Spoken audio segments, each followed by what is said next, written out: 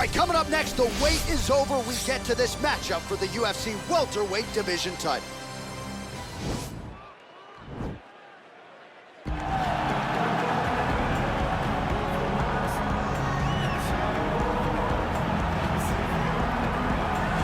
Well, a long winning streak may guarantee you a title fight in other divisions. Certainly doesn't at 170 pounds. But now, with all the contenders behind him, there is one man left standing. It is this man, the #1 welterweight contender, now getting his shot at the dominant champion. And he believes without a shadow of a doubt that he is the best 170 in the world. And he is out to prove it right here, right now.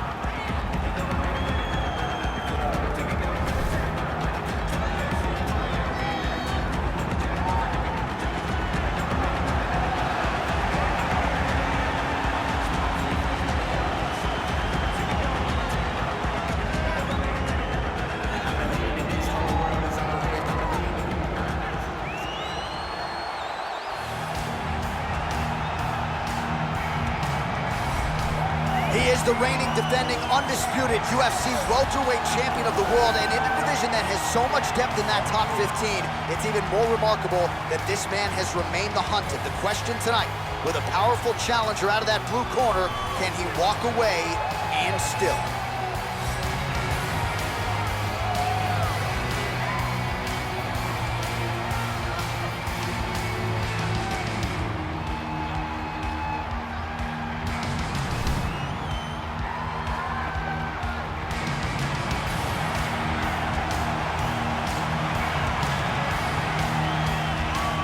All right, now let's get you our tale of the tape for this welterweight championship fight.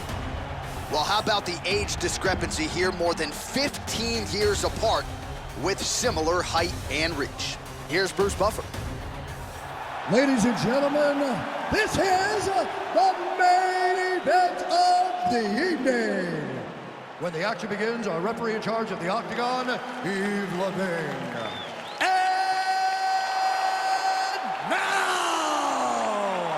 This is the moment UFC fans around the world have been waiting for.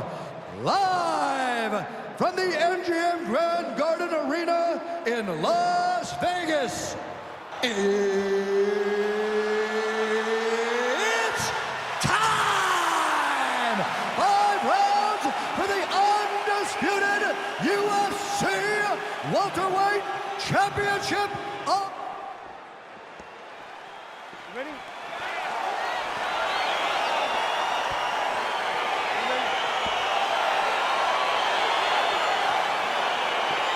right, so the fight is now underway. On one side, we have a fighter who does everything well, taking on a true grappler on the other side. It's going to be interesting to see how long he can keep it up. I mean, Damian Maia may be the most specialist type of grappler in the UFC. This guy resembles him in a number of ways. Let's see how he manages this fight against a guy that can do just about everything inside the octagon. Continues to mix it up, going to the head, mixing in some body shots. All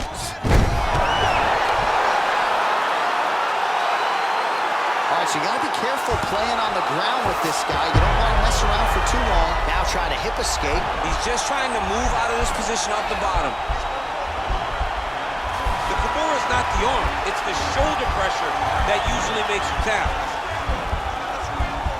But now DC trying to isolate an arm. Yep, he's using the Kimura. Oh! He's going to turn on the elbow, and he's going to chase the submission finish.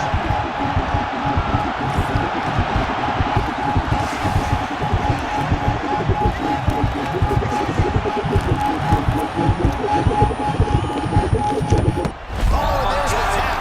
He got the finish. What a beautiful Kimura finish by this great fighter. And I don't care how high your threshold is for pain. When you're in that compromised state, better to tap and fight another day. It's so crazy because people think the pressure's on your arm. It's all your shoulder.